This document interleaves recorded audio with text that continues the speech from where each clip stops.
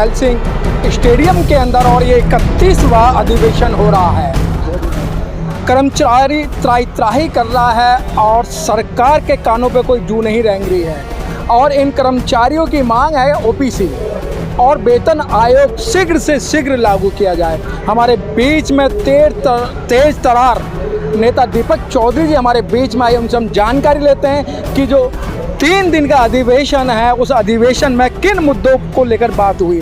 दीपक चौधरी जी, आपका nation news India channel में आपका धन्यवाद अभिनंदन है। बहुत बहुत धन्यवाद आपका। दीपक चौधरी जी, ये जो 31वां अधिवेशन जो चल रहा है और यहाँ लाखों की तादाद के अंदर कर्मचारी आए, उन्होंने अपनी समस्या को रखा, क्या मांग है और किन समस्याओं को लेके आपने यहाँ धरना प्रदर्शन यानी अधिवेशन किया है? देखिए, भारत की राजधानी दिल्ली के इस करनैल सिंह स्टेडियम में ये जो विशाल मंच लगा हुआ है, इस पे जो बड़े बड़े नेता लोग बैठे हुए हैं, ये सिर्फ और सिर्फ इसलिए बैठे हैं कि पूरे भारतीय रेलवे के कर्मचारियों की समस्याओं को यहाँ से समाधान कराया जाता है। जो जोनल रेलवे पर समस्याएं समाधान नहीं होती हैं, उसको इस मंच से उठाया जाता है और हमारे महामंत्री विनोद राय जी ने यहाँ आकर के अपनी समस्याओं को बताया है। जो समस्या हमारे जोनल रेलवे पर सॉल्व नहीं होती हैं, उसको राघवैया साहब को ये बताते हैं और यहाँ पीएनएम के बोर्ड के मीटिंग में उन समस्याओं पर डिस्कस होता है और उसका सॉल्व होता है। चौधरी साहब, आपने दिल्ली का रामलीला मैदान को भरा, जंतर मंतर पर धरना प्रदर्शन किया, आपने गोरखपुर के अंदर धरना प्रदर्शन किया, लेकिन ओपीएस की मांग को लेकर सरकार के कानों पे कोई जू नहीं रेंगी है।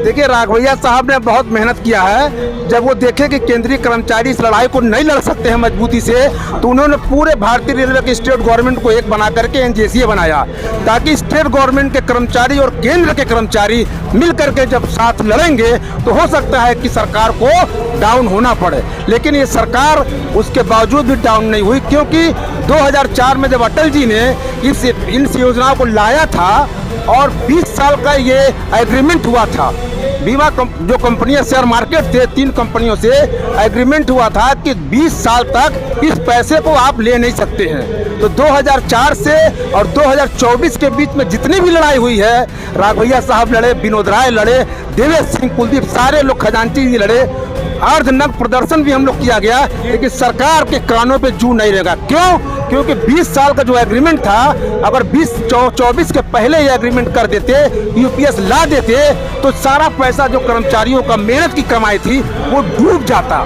मेहनत की कमाई डूब जाती। मैं फिर आ रहा हूँ आपके पास में। सर, रेल मंत्री और रेल प्रशासन यूँ कहता है कि हम रेल को प्राइवेट हाथों में नहीं देंगे, आउटसोर्सिंग नहीं करेंगे, लेकिन विश्वसनीय सूत्रों से ज्ञात होता है कि 55% रेल जो है निजी हाथों में जा चुकी है। क्या लगता है आपको? यही तो इनका कहना है, जो चीज़ कहते हैं कि हम नहीं करेंगे वो सबसे पहले करते हैं। वो कहते हैं कि मैं प्राइवेटाइजेशन नहीं करूंगा, उस दिन हम लोग मान लेते हैं कि प्राइवेटाइजेशन हो गया। वो बोले कि एफडीआई मैं नहीं लाऊंगा, आज के डेट में 100% एफडीआई करने के मूड में हुआ है जी। तो उनका कहने ना कहने का, वो तो हर चीज़ प्राइवेट करना चाह रहा है। जाके देखिए ना, आज एसी मैकेनिक की लड़ाई हम लोग लड़ रहे हैं, आज एनईआर में पूरे भारत में कोई भी नहीं कर रहा, मेरा अकेला महामंत्री लड़ रहा है, एनएफआईआर उनका साथ दे रहा, कंधे से कंधे मिला कर साथ दे रहा। कर्मचारी होते हुए प्राइवेट किया जा रहा। क्यों? क्योंकि अधिकारियों को मोटा माल मिलेगा। आप सफाई वाला प्राइवेट कर दिए, आप सारा अटेंडेंट प्राइवेट कर दिए, आप जाइए टीटी रूम, टीटी को प्राइवेट किया जा रहा है। नई जितनी नई गाड़ियाँ चले उसमें टीटी गार्ड सब को प्राइवेट करने की सूचना मिल रही है। क्या लगता है आपको, मंत्री और प्रशासन क्या झूठ बोलता है? पूरा झूठ बोलता है। उनका मकसद है, मैं जो बोल रहा हूँ उसका उल्टा समझिए। वो बोल रहा है कि मैं प्राइवेट नहीं करूँगा तो प्राइवेट करेंगे, इसमें कोई नहीं रोकेगा। आता हूँ आपके पास में एक साथी और है सर, कुलदीप त्रिपाठी, मंत्री गोरखपुर। कुलदीप त्रिपाठी, मंडल मंत्री गोरखपुर।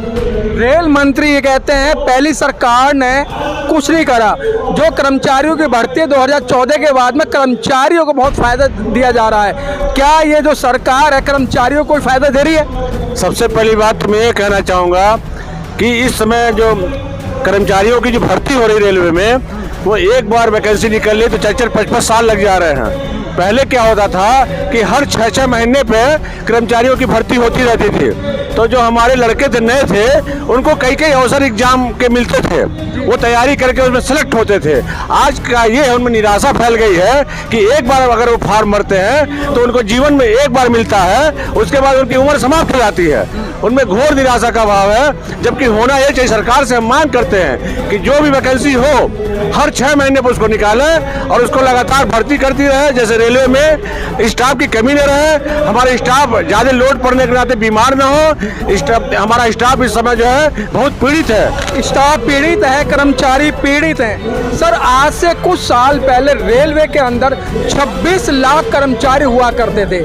आज घटते घटते 9.5 लाख कर्मचारी हैं और एक कर्मचारी पे लेके 100 से 150 कर्मचारियों का अकेला वजन है। तो इस समय कर्मचारी बड़ी त्राही त्राही कर रहा है। वही बात है, जैसे ड्रम में पानी भर दीजिए और नीचे से होल कर दीजिए तो सारा पानी गिर जाएगा, ऊपर से पानी नहीं पड़ेगा। तो जितने रेलवे के कर्मचारी हैं वो सब निकलते जा रहे हैं और बाहर से प्राइवेट के कर्मचारी आ रहे हैं, जिसकी वजह से वो जिम्मेदारी नहीं ले रहे हैं। सारी जिम्मेदारी रेलवे कर्मचारी लेता है, उसको चार्जशीट मिलता है, सस्पेंड होता है, और प्राइवेट के कर्मचारी हाथ उठा देते हैं। उनके ऊपर उनको अगर कोई डांटेगा, ठेकेदार या कोई भी, वो नौकरी छोड़ कर चले जाएंगे, फिर दूसरा प्राइवेट आएगा। दूसरी चीज़ मैं आपसे कहना चाहता हूँ, जो बहुत बड़ा मुद्दा यहाँ पर उठाया जा रहा है एनपीएस और यूपीएस का, मैं आपको बताना चाहता हूँ बड़े विनम्रता से। इसी दिल्ली में हमारे परम आदरणीय महामहिम एक उपराष्ट्रपति महोदय थे, जिन्होंने अपनी कुर्सी से हटने के तुरंत बाद उन्होंने पेंशन का जो है आवेदन किया गुजरात में, जयपुर में, कि हमको भी पेंशन मिलना चाहिए। मैं आपसे कहना चाहता हूं आपके माध्यम से कि अगर इतने बड़े व्यक्ति को, जो देश का सर्वोच्च व्यक्ति है, तो देश का सर्वोच्च व्यक्ति है, उसको पेंशन की जरूरत है इस अवस्था में 60 साल के बाद, तो क्या निचले कर्मचारियों को जो क्लास 4 का है उसको जरूरत नहीं है पेंशन की? ये बहुत बड़ा अंतर है। मैं आपको बताना चाहता हूं कि सरकार को मनन करना पड़ेगा और भगवान के यहाँ देर है अंधेर नहीं है। आज उनके कान खुल गए। चौधरी जी, बात ही है, जब मंत्री से बात होती है, प्रशासन से बात होती है, वो ये कहते हैं जितने इस समय रेल कर्मचारी काम कर रहे हैं उससे कई गुना रिटायर हो चुके हैं। अगर हम ये ओपीएस देते हैं तो दिवालिया हो जाएंगे, सरकार के पास पैसा नहीं है। नहीं, मेरे कहने का मतलब ये है कि जब हमारे माननीय अटल बिहारी वाजपेयी जी ने 2004 में पेंशन व्यवस्था खत्म की और एनपीएस लाया, तो क्या उनके दिमाग में ये ना आया कि एक निरीह कर्मचारियों का पेंशन, उनके परिवारों की जो सामाजिक सुरक्षा है उसको हम खत्म कर रहे हैं, और हमारे विधायक, सांसद, राज्यपाल, ऐसे लोगों को हम पेंशन लागू किए हुए हैं? क्या ये अंधेर नहीं किया उन्होंने? लेकिन सर, वो तो सामाजिक कार्यकर्ता है, उनके पास सुबह से लेकर 500 आदमी आते हैं, उनकी चाय पानी का भी तो उन्हें खर्चा करना है। अगर कर्मचारी हमारा 18,000 25,000 पाता है निचला कर्मचारी, तो उनको 2500 लाख रुपया महीना मिलता है सर, वो खर्च कर सकते हैं। उनकी तुलना कर्मचारी से मत करिए, समझ रहे हैं ना? उनकी तुलना कर्मचारी से मत करिए। और मैं आपको एक कहना चाहता हूँ कि इन लोगों का ये जो रवैया इन लोगों का, माननीय प्रधानमंत्री आपको पेंशन नहीं दे रहे थे, उन्होंने साफ मना कर दिया था, क्योंकि जो मंच पे जितने भी पदाधिकारी हैं, जो ट्रेड यूनियन है, इनको निराश होना पड़ा। लेकिन कुछ ट्रेड यूनियनों ने धरना प्रदर्शन दिया, लेकिन एनपीएस की बात करी, एनपीएस मिल रहा है, लेकिन ओपीएस के लिए उनके पास कोई भी जगह नहीं है, कोई भी पैसा नहीं है। यही ना गलत कर रहे हैं वो। जिस तरह से रेल कर्मचारियों का उन्होंने एनपीएस खत्म करके यूपीएस लाया है, तो जो उनके लोग हैं, विधायक हैं, सांसद हैं, उनके ऊपर ये लोग क्यों नहीं उंगली उठा रहे हैं? उनका पेंशन क्यों नहीं खत्म कर रहे हैं? उनका भी पेंशन खत्म करें। हमारे रेल कर्मचारी ओपीएस नहीं मांगेंगे। मैं आपसे कहना चाहता हूँ। तो क्या लगता है कि जिस तरीके से आपका 3 दिन का अधिवेशन था और आपने रेल मंत्री को भी बुलाया था, लेकिन रेल मंत्री का क्या कारण रहा मैं नहीं जानता हूं, लेकिन आपके जो गैदरिंग देखकर वो इधर नहीं आए। देखिए, उनको ये बताया गया, मैसेज गया कि दिल्ली के कर्नल सिंह स्टेडियम में पूरे भारतीय रेलवे का महाकुंभ लगा हुआ है, और अगर वो आएंगे तो वो जो सोच करके आएंगे वो कह नहीं पाएंगे। इसलिए उन्होंने जो है हमारे बड़े बड़े लीडरों के सामने आने से इनकार किया, डर गए वो। तो क्या लगता है कि जिस तरीके से इस समय भारतवर्ष के अंदर, खास तौर से रेल के अंदर कुछ अच्छा नहीं चल रहा है, उसको ठीक कैसे किया जाएगा? देखिए, कुछ बड़े लोग हैं, बड़े बड़े पूंजीपति हैं, वो लोग उनको हैंडल कर रहे हैं। सारे जो भी काम हो रहा है बड़े बड़े लोगों के द्वारा हो रहा है, इसलिए जो रेलवे जो है बहुत नीचे की तरफ जा रही है।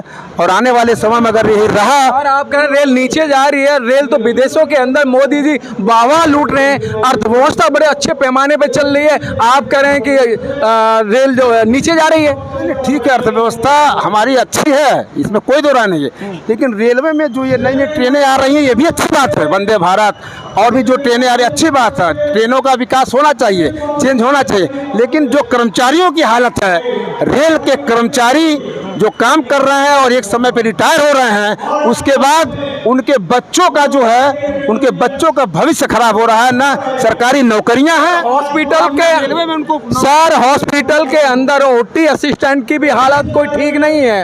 इन जो ओटी असिस्टेंट भर्ती हुए थे वो ओटी असिस्टेंट ही रिटायर होंगे, लेकिन एक जो सफाई कर्मचारी पढ़ा लिखा भर्ती होता है वो मतलब अच्छे पद तक पहुंचाता है, अधिकारी बन जाता है, लेकिन ओटी असिस्टेंट पट्टी करने वाला, ड्रेसिंग वाला ही रह जाता है।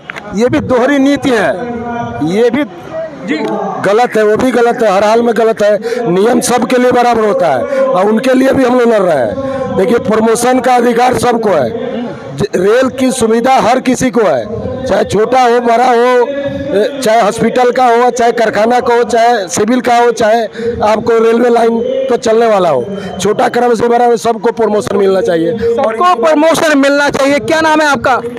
मेरा नाम फिरोजुल हक है, मैं chief OS any railway Gorakhpur GM office में कार्यरत हूँ और पीआरकेएस यूनियन से जुड़ा हूँ, वहाँ का मैं मुख्यालय मंडल मंत्री हूँ जी। कहना ये है सर कि आप भाई से बोल रहे थे कि रेलवे आप कह रहे हैं कि कैसे नीचे जा रही है, तो ये मैं बता दूं, रेलवे का जो पैमाना था जो अंग्रेजों के टाइम से चल रहा था और जो रेलवे ने जो अपने आप को अपनी छवि बना रखी थी पूरे हिंदुस्तान में, सर्वप्रथम सबसे बड़ा अगर कोई यूनिट था वो रेलवे था जी। आज रेलवे को बिल्कुल गर्क में करते जा रहा है। क्यों कर रहे हैं? इसकी वजह बस एक है, क्या? कर्मचारियों का शोषण करना। जितनी वैकेंसियां भरनी चाहिए, जितने कर्मचारी रहने चाहिए वो कर्मचारी नहीं है। जो लोग रिटायर हो गए उनका फिलअप नहीं किया जा रहा, पहला चीज। दूसरी चीज कि सब प्राइवेटेशन किया जा रहा। क्यों भाई? आखिर प्राइवेटेशन इसलिए करा जा रहा है, जब इनके सरकार से बात होती है, प्रशासन से बात होती है कि सरकारी कर्मचारी काम नहीं कर रहा है, इसलिए प्राइवेट हाथों में दिया जा रहा है। अच्छा ये बताइए कि अगर प्राइवेट सारे कर्मचारी काम करने वाले हैं, अभी तक क्या सरकारी कर्मचारी काम नहीं कर रहे होते तो आज इतना विस्तार और रेलवे हुआ, वो कहाँ से? वो क्या प्राइवेट कर रहे थे? पहले ये बताइए, बेसिक आप ले आइए, क्या प्राइवेट पहले था? प्राइवेट लोग अच्छी सुविधा दे रहे हैं सरकारी से। ऐसा सर, ये सिर्फ कहने वाली बातें हैं। वो जो आज के टाइम में प्राइवेट करने का बस सिर्फ एक अपने को ढकना, अपनी गलतियों को छिपाने के लिए उन्होंने एक बना रखा कि प्राइवेट जो है कर्मचारी बहुत अच्छा काम कर रहा है। आज भी भाई साहब जो भी रेलवे के अंदर काम करने वाले वो सरकारी हैं। प्राइवेट और सरकारी में फर्क आप सुन लीजिए। सरकारी कर्मचारी डरता है, भयभीत रहता है कि अगर कहीं मैडम वो सरकारी कर्मचारी 11 बजे आता है और 1 बजे अपना लंच करने के बाद में 4 बजे ऑफिस खाली कर देता है। ये आप कैसे कर सकते हैं? अगर जो टाइमिंग है वो टाइमिंग से ही खत्म होता है। कर्मचारी आप 4 बजे नहीं जाता है, ये कहीं नहीं है। और कर्मचारी बहुत त्राही कर रहा है और कर्मचारियों को एक आशा, एक उम्मीद है। क्या संदेश देना चाहते हैं आप लोग? देखिए, जैसा आपने कहा कि सरकारी कर्मचारी काम नहीं करते, नहीं, आपने सवाल किया। मैं ये कहना चाहता हूँ, मैं आपको बताना चाहता हूँ कि लोकतंत्र में जो बहुत बड़ा चुनाव होता है उसमें सभी सरकारी कर्मचारियों की ड्यूटी लगाई जाती है और पूरी ईमानदारी से वो ड्यूटी करते हैं और लोकतंत्र का चुनाव समाप्त करते हैं। दूसरी चीज कि अभी कोरोना में देखिए, लोकतंत्र से चुनाव कहाँ हो रहा है अब? लोग एक मसीहा से डॉक्टर अंबेडकर जी वो कहते थे कि अब रानी के पेट से राजा पैदा नहीं होगा, अब बैलेट पेपर से पैदा होगा।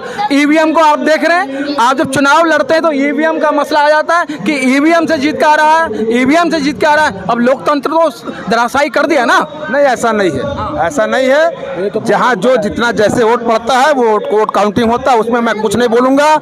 लेकिन जहाँ तक सवाल है, कोरोना में सारे रेलवे कर्मचारी, सारे केंद्रीय कर्मचारी, सारे स्टेट के गवर्नमेंट के कर्मचारी ने अपनी ताकत झोंक दी थी। क्यों नहीं प्राइवेट के लोगों ने आगे आकर के काम किया ये? तो मैं कहना चाहता हूँ आपके माध्यम से कि सरकारी नौकरियां सरकार खत्म ना करे, उसको बहाल करे, ताकि युवाओं का जो फ्यूचर है वो सफल हो सके। बहुत बहुत धन्यवाद। क्वेश्चन था उसका मैं पूरा कर दूं। अभी आप कहे कि सरकारी कर्मचारी काम नहीं करते हैं। नहीं, अगर प्रशासन करा तो प्रशासन गलत है। कैसे का आदमी चला जा रहा है, कुछ क्या कर रहा हूँ? ये जिम्मेवारी प्रशासन की। अगर हम टाइम से भाग रहे हैं, नहीं कर, मेरे पुलिस करिए। 2 आदमी करते हैं, पूरे कर्मचारी को दोषी कहिएगा? 2 कर्मचारी भागते हैं, 98 कर्मचारी काम करते हैं, उनके लिए कोई नहीं कहता कि वो क्यों काम कर रहे हैं। वो एक्स्ट्रा काम, वो 2 आदमी जो भागते हैं उनका काम, वो काम 98 कर्मचारी करते हैं। इसलिए सरकार का पगडंडा है कमजोर करने के लिए कि आप विरोध नहीं कर सके। मैं विरोध ना करूं, इसलिए नया नया पगडंडा हुआ जाता है। आप पेंशन की बात कर रहे हैं, अगर मेरा दबाव नहीं रहता तो यूपीएस नहीं लाते। वो NFIR का दबाव है। लेकिन हम कर्मचारियों का एक है कि एक और यूनियन है IRF, जिसने जाकर उनसे मिल लिया, जिसके करते यूपीएस वो लागू कर दिए। नहीं तो जिस तरह दबाव NFIR ने मनाया था, अगर उसी तरह उसने भी मनाया होता तो आज हम यूपीएस लेके खुश रहते और हर कार्य होता। कोई कार्य नहीं होता, इसके पीछे कारण है ये।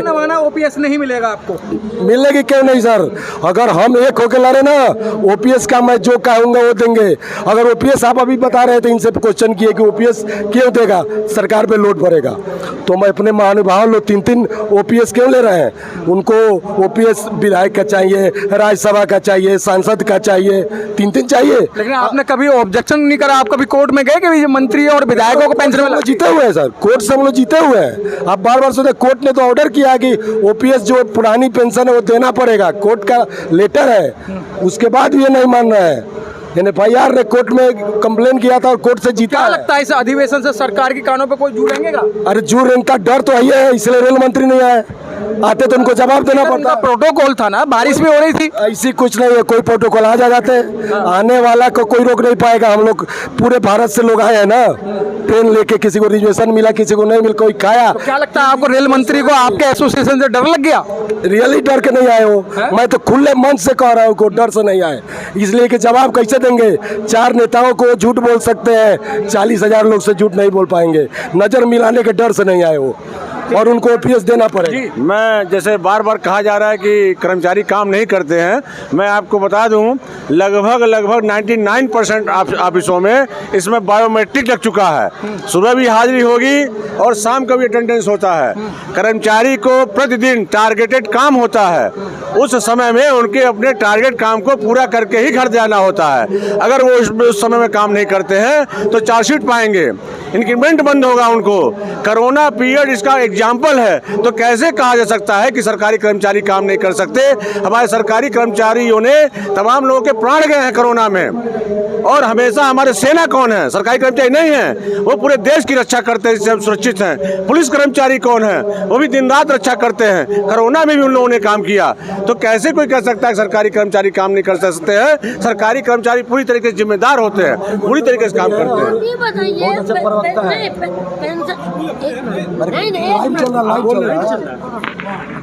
बोलो क्या कहना चाह रहे हैं? मेरा ये कहना कि जो पेंशन की बार बार आप लोग बात कर रहे हैं, वो लोग 3 जगह अगर हुए, विधायक हुए, सांसद हुए या नीचे, तो सारी पेंशन उन्हें चाहिए। आज जो 60 साल, वो सामाजिक कार्य करता है, उन्हें ब्याह शादी में भी जाना होता है, उन्हें कन्यादान भी देना अच्छा होता है, उन्हें अस्पताल में भी जाना होता है, उन्हें सुविधा देनी होती है। अच्छा ये बताइए, उनको सुविधा देनी होती है, उनको हॉस्पिटल भी जाना होता है। क्या हम लोग रोबोट हैं क्या? कर्मचारी रोबोट है? वो इंसान है, हम लोग रोबोट हैं।